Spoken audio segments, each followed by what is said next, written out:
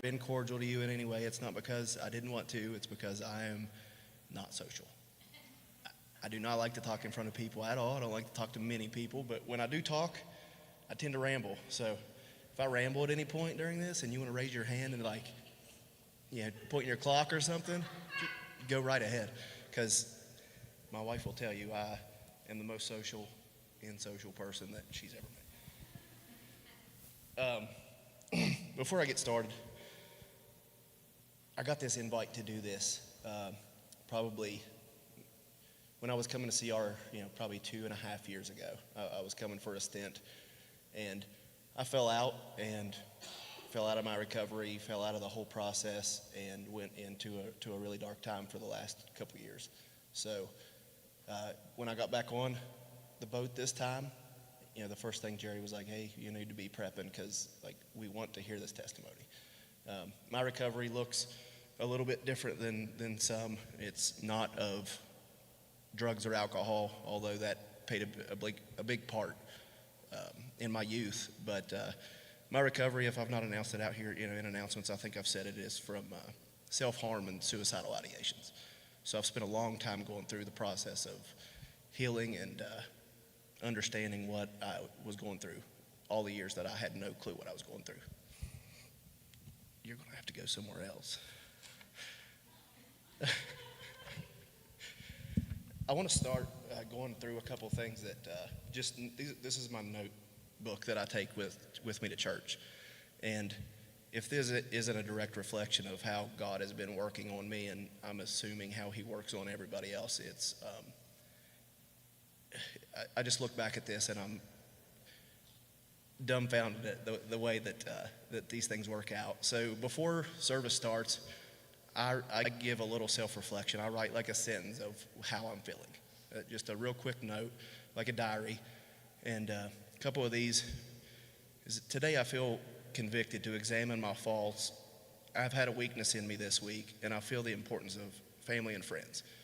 And then the service starts. I just kind of write down what I'm thinking, and the service starts. And so name of this service is Love Never Fails.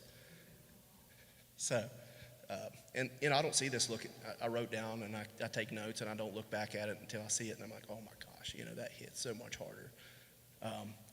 So God is love. He loves you no matter what. And love suffers long and is kind. And love does not envy. It goes through, does not behave rudely, does not seek its own, is not provoked, rejoices in the truth, endures all things. Love never fails.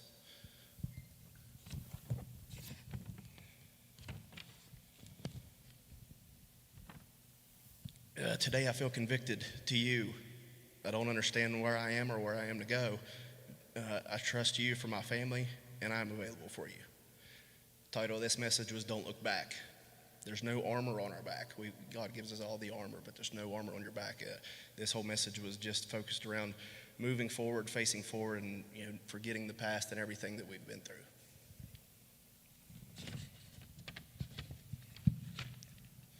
Let's see, I got one more.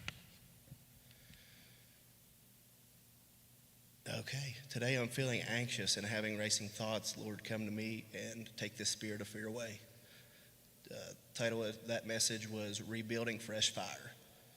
And it's just in such great time for the way that I was feeling, and it's just over and over again. I could read you every one, and it would always make sense. There was never a feeling that I was having that wasn't addressed in the message that was being delivered. So as I was writing all this stuff down and coming up with these ideas, I'm not gonna lie, I put all this stuff into ChatGPT thinking it was gonna write me something that I could read. And I just kept coming up with nothing. I read it to Finney, and it didn't sound great. And I talked to Jerry about it, and it's like, man, sometimes I don't want to go off the cuff because I know I'm a rambler, and that's what I'm doing right now, just kind of biding this time out. But he just kept telling me every time I prayed about this that just get up and tell your story. Just get up and talk about you. The things that I've been through might be impactful to some. It could be relatable. So that's what I'm hoping for as I walk through this. So I was born in Richwood, West Virginia. If y'all don't know where that's at, it's in Nicholas County, just south of here. It's about 2 hours from Buchanan. And a really small town, about 12 to 1,500 people, nothing going on. All the industry there is left. Just not a lot going on. Most of the people that have graduated from there, people from my class that I know of, fell into drugs. A lot of growing up was during the opioid pandemic, and the pills, just pill farms, and everybody was on pain pills growing up, and I was no different. I grew up in a family that was just a really solid structure. I had a mom, dad that were married, and 2 older siblings, and I'm the youngest of the 3, and I always felt like I was the baby. But Monday through Friday, I lived a pretty normal life. Dad worked, mom worked, I went to school, babysat by the older siblings or an aunt, and everything was pretty normal until Friday came. So my dad was a very heavy drinker, and also abused everything that he could get his hands on when it came to pills, pain pills, and anything else that he could find to use. So the weekends were pretty hectic, and I didn't find myself able to stay at friends' houses very often or get away from that. So from as early as I can remember, it was always Dad didn't come home right after work. He went straight to the bar. Just right from work, went straight to the bar, and I wouldn't see him until 10, 11, 12 o'clock at night. And when he did come home, if I was in bed or we were watching a movie, it didn't matter. We had a pretty normal night, but whenever he came home, it was time to get ready for something. Some kind of fight was coming through the door with him. Usually it was directed toward my mother, but a lot of times the older siblings would run to some interference, maybe take me outside or take me upstairs to a bedroom or something, and we would try to stay away from it. But inherently, we always got involved somehow. And I can remember being in the middle of those fights and just not understanding what was going on or why they were fighting. To this day, couldn't tell you what the fights were about or where the rage came from, but the rage was there, and it was a part of my life. I still to this day dread weekends. I get an uneasy feeling Friday, Saturday, Sunday. Not so much Sundays, but Friday and Saturday. I'm just used to something bad happening on the weekends, because for 13 years that was my life. Was weekdays are normal. I get to learn all the things. My dad was an outstanding father. He taught me everything that I know about being outdoors and maintaining the house and just being a man. Really taught me everything that I needed to know about being a man. And my mother was nurturing to an extent until it became time to protect self. So I say all that because I didn't realize the impact of that at the time. Not until I was much older, probably in my mid-30s, when I started to realize, I always thought because I went to war, which I'll get to in a little bit, that was what was wrong with me. That was where the anxiety and the stress and everything came from. But as I've walked through, some of the steps in CR and talked to people and had been to therapy, I've realized I didn't grow up in a real structured environment as far as being able to be a kid at an appropriate level. And I must be nervous. My voice shaking? I didn't realize how the environment that I was raised in had shaped me and caused me to have some of this residual anxiety that I carried around all the time. I just kind of thought it was normal. Just like when I was a child, I thought that was normal. I didn't know that other kids weren't having that on the weekends. I didn't know that coming to school with bruises and black eyes from being in the middle of a fight from your parents was not normal. I spent a lot of time embarrassed because people would ask me what happened, and I didn't want to tell them that my mom was holding me in between her and my dad when she was holding me in her arms not as a shield, but she was kind of trying to downplay the whole situation, like maybe he wouldn't be that mad if I was there, and I might catch a stray punch or shove, and that's just kind of the normal thing. So when people would ask me, I would come up with something, or I fell, playing football in the street or whatever, I would tell them. I look back at that, and I just think about the way that we've raised our kids. And I'm glad that I was able to break that.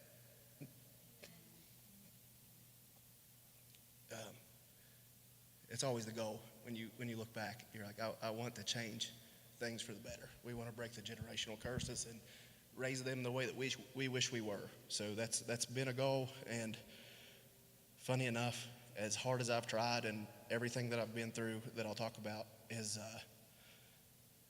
kind of got caught going the opposite direction. I tried so hard, doing so many things.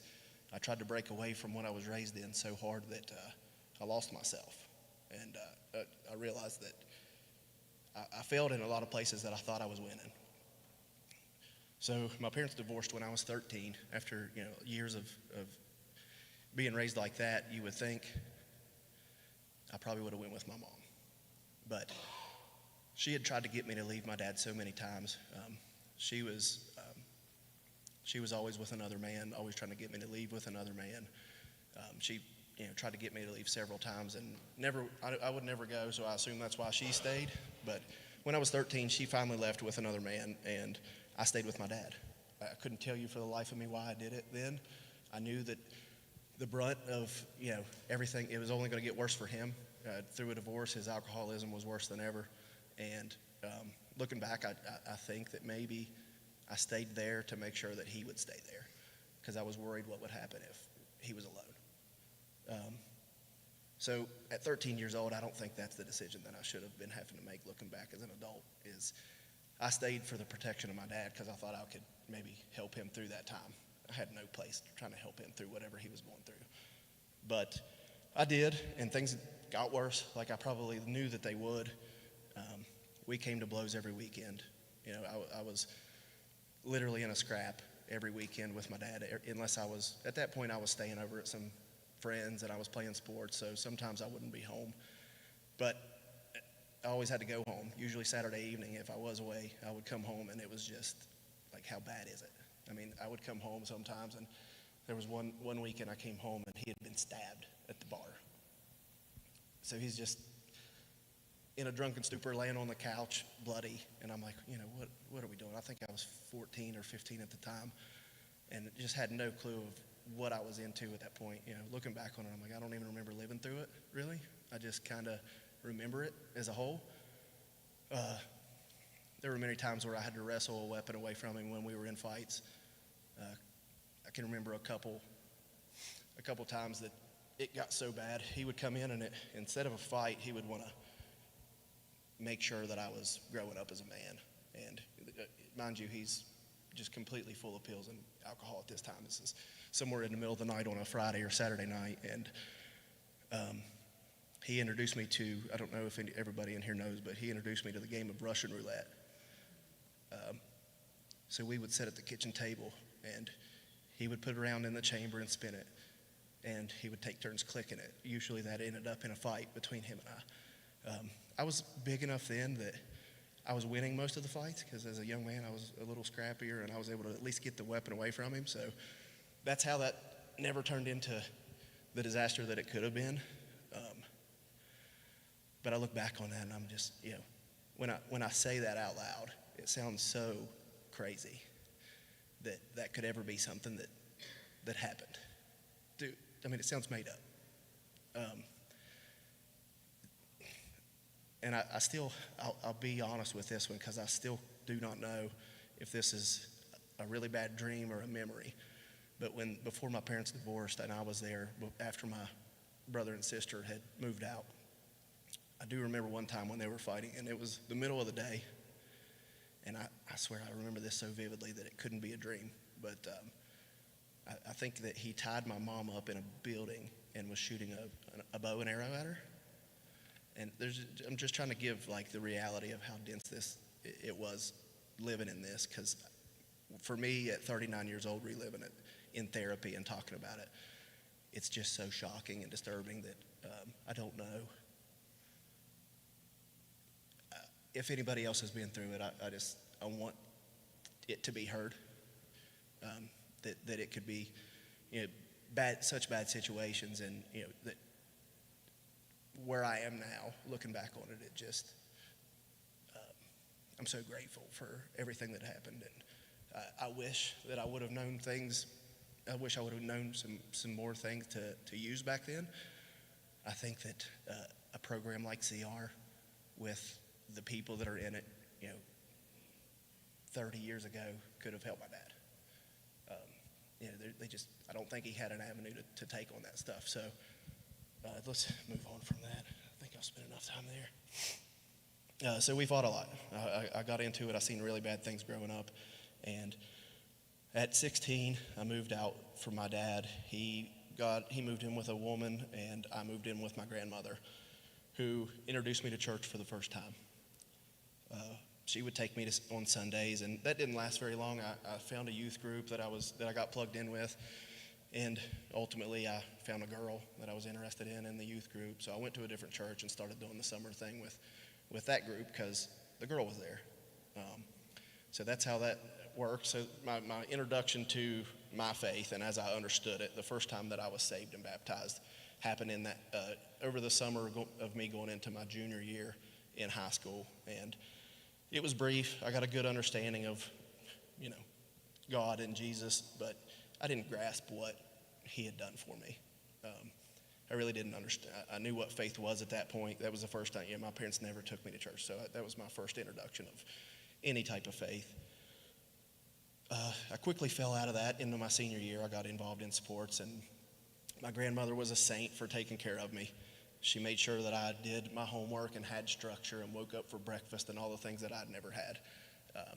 So I'm eternally grateful for that woman and what she did, because forming me into an adult before I was getting ready to go into the real world, I would not have made it had I not spent that last year and a half with her. She got me into college, helped me with scholarships, and I ended up going to Wesleyan, actually on a track and field scholarship out of my senior year. I wasn't ready.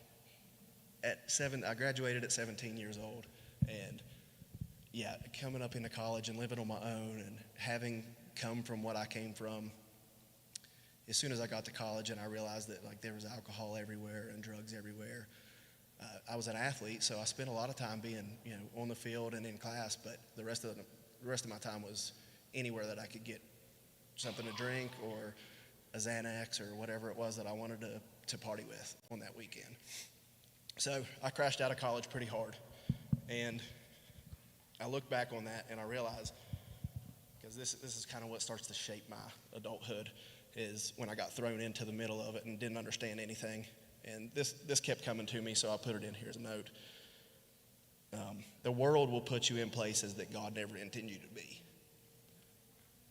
So I see that as a theme over the next 20 years of my life, is that the world, even with God's intentions in my life and what was happening, the world was overtaking that because my heart wasn't in the right place.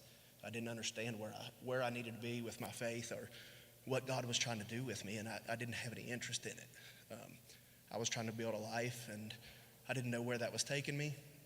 Failed out of college, and I went back to Nicholas County, and I got into a couple odd jobs. I think I worked some construction for a while before I ended up going into the coal mines, which is pretty much what everybody was doing back then. It was the best job that you could get in that area. I worked there for 2 years between construction and the coal mines before I joined the military. This was a pivotal time for me joining the military because the structure that my grandmother had gave me, and understanding that days actually had a meeting, and when you got up on time, things happened, and you could actually do something good with your life. The military ingrained that in me, and I deployed about a year and a half after I joined the military. So I got out of basic training and I quickly deployed to Iraq.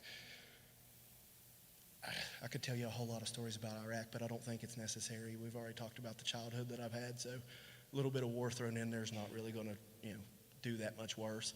I did see quite a bit overseas that if you want to catch me off to the side and talk about it, I'm not afraid to talk about it because it's a different time now. War's not the same, and I had my share of it for 14 months, and I came back a different person. I came back from Iraq in 2010 was when I got back in May, and found myself working for the police department almost immediately. I had a friend that was a cop, and I never wanted to be a cop. I never really wanted to join the military, but that was what was available to me then, and it changed my life for the better. I wouldn't change anything about joining the military for the world, because it made me into an actual man. But I never wanted to be in the military, never wanted to be a police officer. That just kind of happened to me. So I look back over the past 15 years, and I think, God has always had his hand on me some way. He was always looking out for me in some fashion, whether that was keeping me alive or pushing me in a direction that I really didn't want to go. But I ended up going there anyway, just because it fell in front of me and I happened to be good at it. I learned by being a police officer that I could play to my strengths. I've always been really good with talking with people, calming people down, being relatable to people because I was working in the area that I grew up in. And I actually, my first year of being an officer, I was a police officer in Richwood, the hometown, the place where I was raised. And in the first 9 months of working there, I arrested 10 or 11 of my dad's closest friends that were his drug dealers. I had been in their houses. He took me everywhere when he picked up his pills, and everybody that had a prescription or was selling a prescription or was selling whatever they had on hand, I would just go knock on their door and I would tell them to go get their pills. Like, I know you got it. You can't tell me you don't. I've been in this house. I know where you probably keep them above the stove, just where I saw you get them from my dad the last time I was here 10 years ago.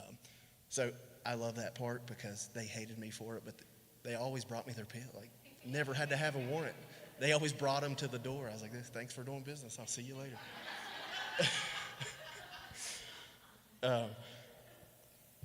And oddly enough, that was when I was introduced to. So I have cooked meth before, but as a cop. Sounds odd that I never got into it on the other side of the law, but I didn't. I actually learned how to cook meth as a tech. So when I started my law enforcement career, it was the shake and bake when you cook meth in a 2-liter bottle. And I went to a technician school where we actually had to manufacture methamphetamine to learn the process and understand how dangerous it was. So I have cooked meth before, if that's relatable to anybody. And I changed jobs. I went from the PD into working for the career that I just finished up in with the federal government. I went to work for the U.S. Forest Service, and that's when I realized, like, I actually have a career. That was my first career. Like, it was a stable job that I could stay at for 20 or 30 years, and I was able to build a life. So I got that job within the first, I think me and Finney were together for about 3 weeks before I got that job. And we toughed it through, me leaving for the academy. We were just dating. We spent a lot of time on the phone and weekends when I could get away from the academy to meet up. And I knew that she was going to be the one that I was going to start that life with when I got back.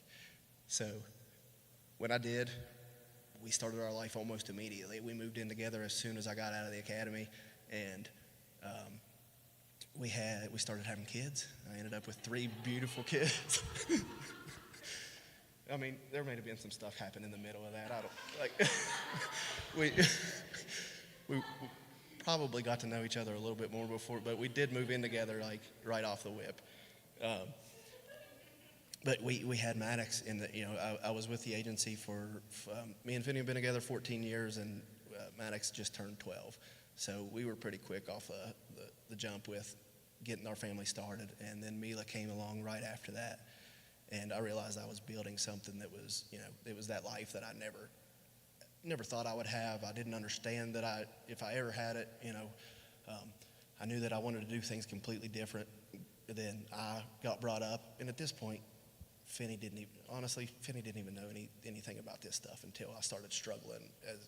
And my struggle didn't come on, my great struggle didn't come on mentally until I was a little bit older. I need to rewind. I got a note here that tells me I got to go back a little bit. So the year that I came home from Iraq, right when I first started being a police officer, I was having some residual effects from the deployment, and I didn't understand what they were, but I was drinking a lot. Obviously, I was a police officer. I wasn't doing any pills, but I was drinking a lot, and I was spending a lot of time alone. That's where I like to be when I'm stressed, when I'm anxious, when I'm feeling like I don't belong in this world. I like to be alone. It's not a safe place for me to be at all, but it's where I go because I can control it. It doesn't impact anybody around me. So in 2011, I was doing a lot of that, and that was my first attempt at suicide. I was by myself. I didn't know what I was going to do with my life. Nothing had taken off for me, and that's really the first great memory that I have of not wanting to be here, because that's really what I struggle with. Is I get in these moods where, for months at a time, I don't want to wake up tomorrow. So I took some action in 2011. That was my first suicide attempt. Since then, so for the last 15 years, I'm averaging one per year. I don't know how often that happened, but I've attempted suicide 15 times since 2011. I'm not proud of that. I say it so boldly because every training that I've been to about suicide says to say it out loud and to say the words, kill yourself, suicide. It brings a real clarity to what you're actually doing. So it's not one per year. I go through episodes where like the attempts would come through and they're prevalent for a long time, months or maybe a year or two at a time, and then I'm fine for a couple years or a couple months. I never know what kind of wave I'm gonna show up in. But 2011 is when that started. Go fast forward back to building our family together and the career. I found myself really good at law enforcement and able to have a ladder to climb. So I had an objective for my life, and I wanted to be promoted, and I wanted to do all these things and be the best officer that I could be. So I go out and I seek out all the adrenaline that I can get out of this job. I find myself going on the big search and rescue missions, like when the floods hit, when Hurricane Katrina and everything comes through, all these big search and rescues, the most dangerous spots that I can find. I spent a lot of time in California in the middle of the woods operating against cartel members that were growing marijuana in the National Forest in California. Just anywhere I could be to get into a shootout, is where I wanted to be. It was what I wanted to do. I spent time on a SWAT team, and anything that I could do to be as good as I could be at that profession, because I thought that's where that was going to take me. That's how I was going to be whole. That's what was going to make me important or make me feel validated. Honestly, that went on for way too long. Up until October of last year is how long that went on. I chased every promotion that I could apply for, anything and everything that I could do. Even my hobbies were focused around how good can I get at something. And I juggle through hobbies like, eating a bag of popcorn. I get into a hobby and I get really good at it, and then I'm bored. So I want to move on to the next thing. My therapist tells me that's something to do with something that's wrong with me, but I don't understand what. It's not good because I don't do anything for fun. I can't find long-term joy in anything. So as I'm prepping this for you all and figuring out what I'm going to talk about, I come to the realization that, he's putting everything in front of me. He's telling me where to find him and where I can find my happiness, where I can feel like I belong, and where I can feel important. And I just feel like I've spent the last close to 15 years searching for that in myself, by myself, without him on my wing to help, without his grace to let me know that everything was okay. I was just trying to do it all myself, and I've taken that burden on my shoulders for so long that having it lifted over these last few months has been the most eye-opening, the best experience that you can't explain when you find that grace. But I hope you can see it, because it's just outstanding. I couldn't be happier in the last couple months that I've been able to spend at home and not chasing anything, just being happy with the life that I have and the life that he's given me.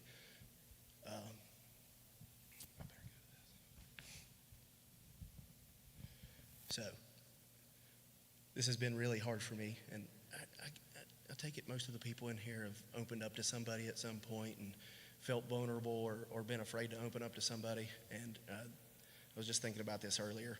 It's hard to open your heart to somebody because you think you're going to get hurt. You're expecting to get hurt, because most of us have learned that over our life is when you open up to somebody, people are going to fail you. I don't care who they are or how important they are to you. People are always going to fail you in some fashion. And open up your heart, and being weak and vulnerable to somebody is the hardest thing until you find God. Because he's not going to fail you. He says it over and over again. I don't know how many times in the Bible it says do not fear, but he's not to be feared. He's just completely to be relied on. And the scripture hit me really hard. It's 2 Corinthians 12:9. But he said to me, my grace is sufficient for you, for my power is made perfect in weakness. He says, therefore I will boast all the more gladly about my weakness, so that Christ's power may rest on me. So for me, I've not been able to rely on anybody my whole life. When I was supposed to rely on somebody, I wasn't able to. And when I was an adult, I didn't want to. I wanted to do everything for myself. And I realize now, thank God that I'm able to realize it now, that I can rely on him anytime I need to, and none of the other stuff matters. Doesn't matter what I do or how I wake up or who hits me with what information, whether it's good or bad. None of it really matters. I mean, the only thing that matters is that I come to him first before I make a move.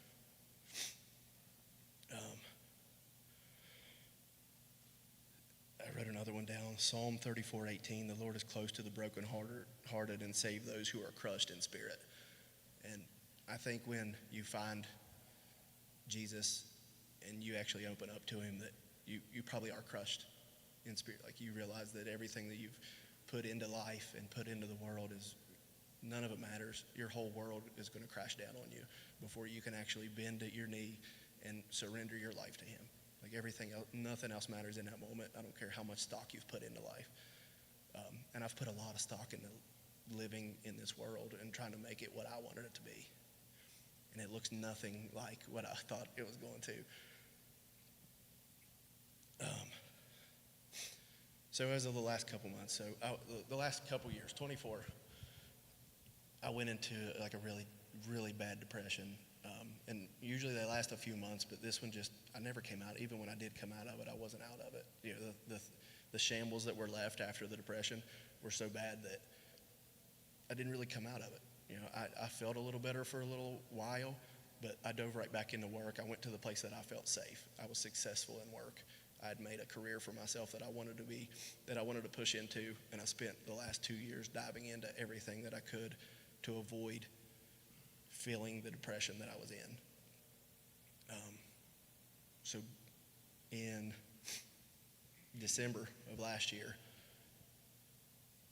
I was on leave for a month, and I came back out of that leave, and I had the realization that this was all done. This is when I vowed that he would lead my life, and that I wanted to give him direction in my life, and I didn't want to push anymore because it wasn't doing what I wanted it to. I mean, every bit of effort that I was putting in wasn't paying me back at all, and I realized that without him guiding me, that I had no real purpose, no real standing in this world. And the only way that I was going to was for him to lead me through whatever it was. And I was over being sick. I didn't want to feel the way that I felt anymore because I was completely torn down. I was going to lose my family. I was going to lose my profession. Things just had to come to a head because sitting around wanting to kill yourself all the time is not a life. When you have everything that I have, a beautiful family and a place to live, and people that I go that are in my community that care about me, and I'm sitting in my truck in the middle of the national forest out there hoping that I don't wake up tomorrow because I don't have the strength to take my own life, it's silly. I mean, there's just no purpose in it, so I had to find a different way. Thank the Lord for this church and the people in it, because I wouldn't have had a place to turn. The minute that I had this realization, the first thing I wanted to do, we hadn't been here in 2 years. I've not been in this church in a year and a half before then. We came to church on Sunday, and I came to CR on Tuesday because I knew that's where my people were, and I knew that's what was going to support me. Because I'd been here before, it wasn't the right time. my eyes weren't open to it, but this time they were, and I'm so thankful that I have my family to rely on and point me in the right direction and be there for me. And then I come here and I've got another family that really cares about what I'm going through, and that I can talk about it openly and not be afraid of whatever outcome that has. So yeah, that's my last couple months. Oh, and in that time frame, I left my profession. I don't work anymore. I'm working on retiring from that. I was lucky enough to have an avenue where I could retire from that profession and not waste the last 15 years that I put in. But it's not for me. It's not a safe place for me. God told me to move in a different direction, and I'm trying to be as strong as I can in my faith and taking that step, because it's not where he wants me to be, so I don't want to be there either.